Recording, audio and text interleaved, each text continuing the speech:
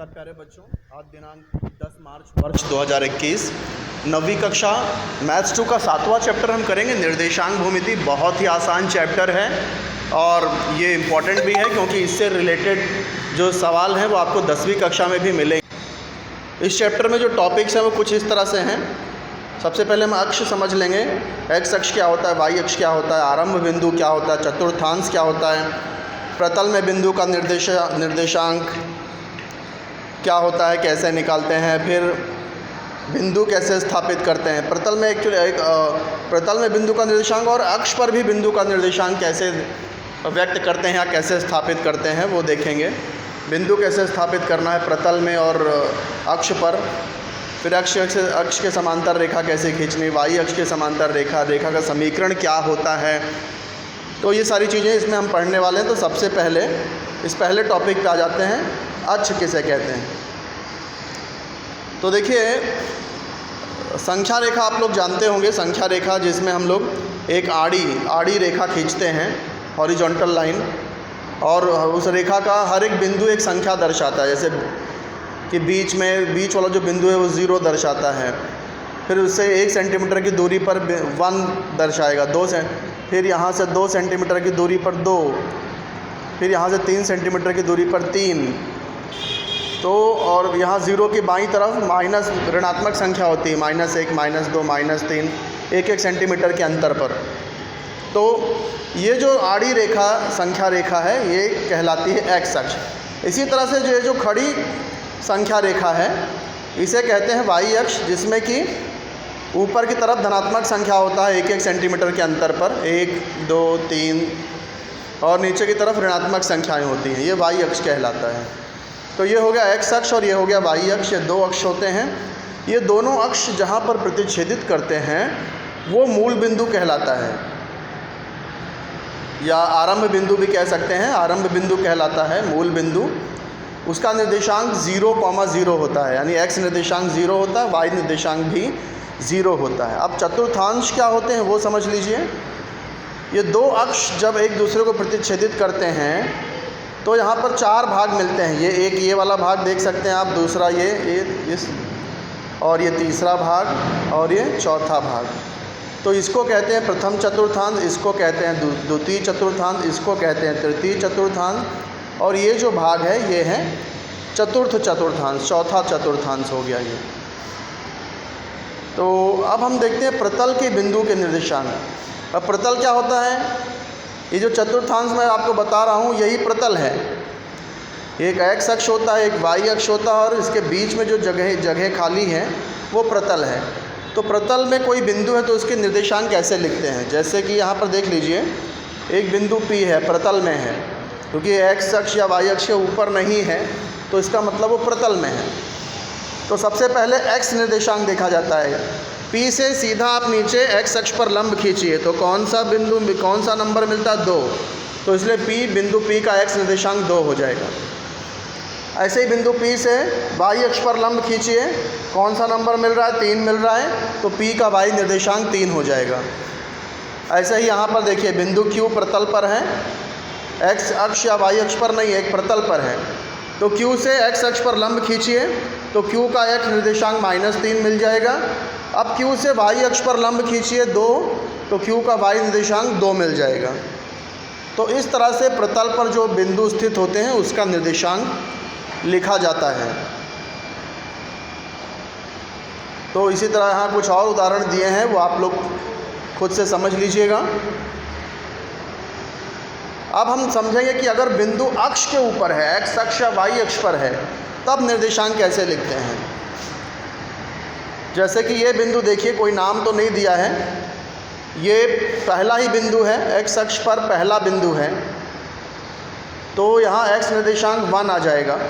क्योंकि ये प्लस की तरफ है, दाईं तरफ है एक्स अक्ष पर, इसलिए +1 ही रहेगा, धनात्मक रहेगा।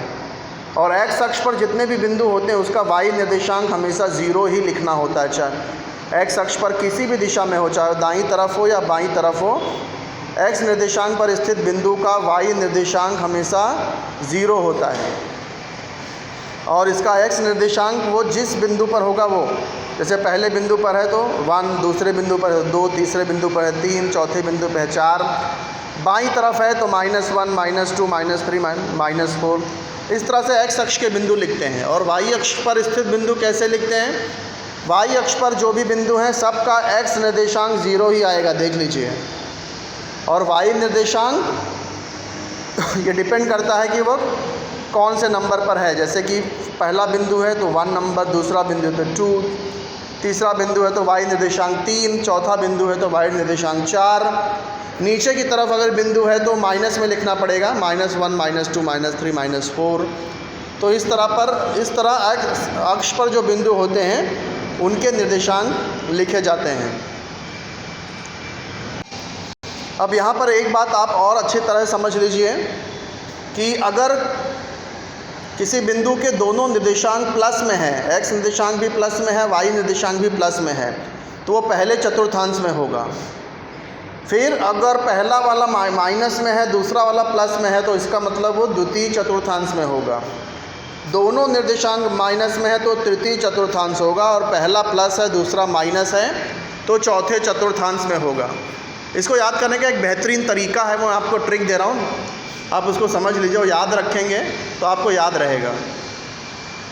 मान लीजिए ये x निर्देशांक और y निर्देशांक दो भाई हैं, दोनों पहली क्लास में चले गए। पहला चतुर्थांश समझो पहली क्लास, दूसरा चतुर्थांश दूसरी क्लास, तीसरा चतुर्थांश तीसरी क्लास, चौथा चतुर्थांश चौथी क्लास है, स्कूल की क्लास है ये। अब ये x निर्देशांक और y निर्देशांक ये दोनों समझ लीजिए भाई हैं, दोनों भाई हैं। अब दोनों पहली क्लास में गए हैं तो दोनों अच्छे बच्चे हैं, यानी दोनों के अंदर पॉजिटिव गुण हैं, दोनों के अंदर पॉजिटिव गुण हैं।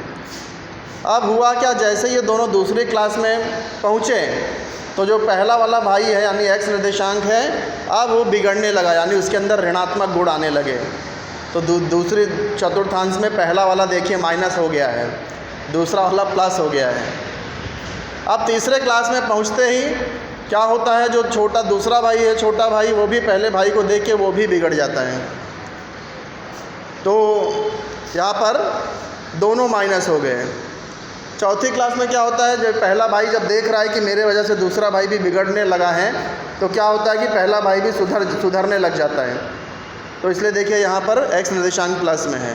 तो ये छोटी सी कहानी के जैसे याद रखिए तो आपको ये पहचानना आसान हो जाएगा कि पहले चतुर्थांश में कौन सा बिंदु है, दूसरे उसके प्लस और माइनस को देख के आप पहचान लोगे कि कौन सा बिंदु कौन से चतुर्थांश में है।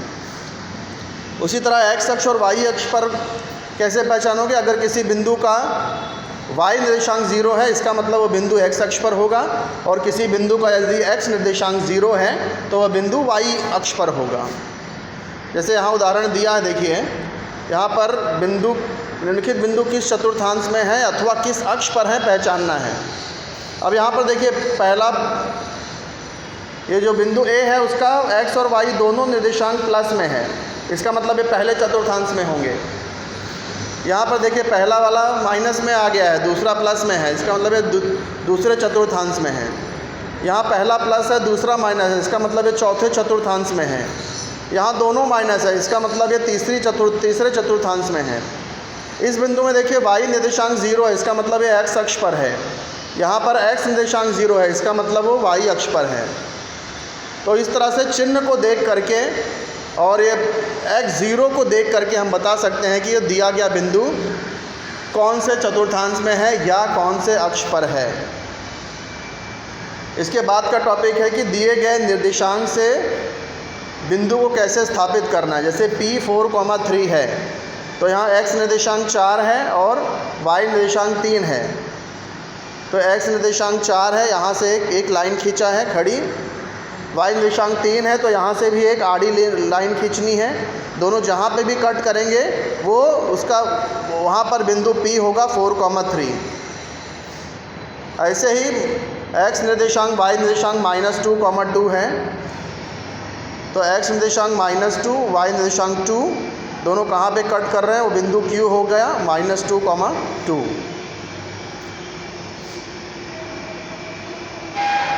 फिर तीसरा क्या पूछा है कि दो समांतर रेखाओं का प्रतिच्छेदन बिंदु 4,3 है, यह बिंदु किस चतुर्थांश में होगा। तो देखिए ये दोनों प्लस में है, 4 भी प्लस में है, 3 भी प्लस में है, इसका मतलब ये पहले ही चतुर्थांश में होगा। फिर चौथा सवाल पूछा है कि ये बिंदु दिया गया, स्थापित करने के लिए बोला है। इस निर्देशांक पद्धति के अनुसार ये अन्य 2 बिंदु दिए हैं, उन्हें भी स्थापित करना है। तो जैसे मैंने आपको बताया, x अक्ष पर -2 से आपको एक लंब खींचना है, फिर y अक्ष पर 2 से लंब खींचना है। दोनों जहाँ पे भी प्रतिच्छेदित करेंगे, x अक्ष पे -2 से लंब, y पे 2 से लंब, जहाँ पे भी प्रतिच्छेदित करेंगे वो बिंदु Q मिल जाएगा।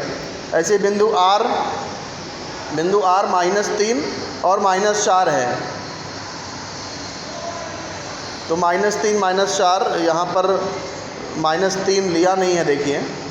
तो अगर ये एक बिंदु और आगे ले लेंगे तो -3 हो जाएगा, और यहाँ पर एक बिंदु और ले लेंगे -4 हो जाएगा। दोनों से लंब खींच देंगे, जहाँ पे भी कट करेगा वो बिंदु R हो जाएगा। ऐसे बिंदु S कैसे करेंगे? यहाँ पे x निर्देशांक 3 है, y निर्देशांक -1 है। तो x निर्देशांक 3 ये रहा और -1 ये रहा। तो 3 से एक लाइन नीचे खींचना है, -1 सीधा खींचना है। जहाँ पे भी दोनों लाइनें कट करेंगी वो हो जाएगा आपका बिंदु S 3, -1। फिर वापस वैसा उदाहरण आ गया कि बिंदु कौन से चतुर्थांश अक्ष पर हैं। तो वही प्लस और माइनस देख करके आप पहचान सकते हैं। यहाँ दोनों प्लस है तो पहला चतुर्थांश, ये माइनस और प्लस है तो दूसरा चतुर्थांश, प्लस और माइनस है यानी कि चौथा चतुर्थांश हो गया। यहाँ x 0 है, इसका मतलब y अक्ष पर है। ये यहाँ y 0 है, इसका मतलब x अक्ष पर है। यहाँ पहला माइनस है, दूसरा प्लस में है, इसका मतलब ये दूसरे चतुर्थांश में है। ये पहले चतुर्थांश में है क्योंकि दोनों प्लस हैं। यहाँ x 0 है, इसका मतलब y अक्ष पर है। यहाँ पर पहला प्लस है, दूसरा माइनस है, इसका मतलब ये चौथे चतुर्थांश में है। तो देखिए वही सारी चीज़ें यहाँ पर टेबल बना करके नीचे लिखी गई हैं सारे आंसर। तो 7.1 भी आपको वैसे ही करना है।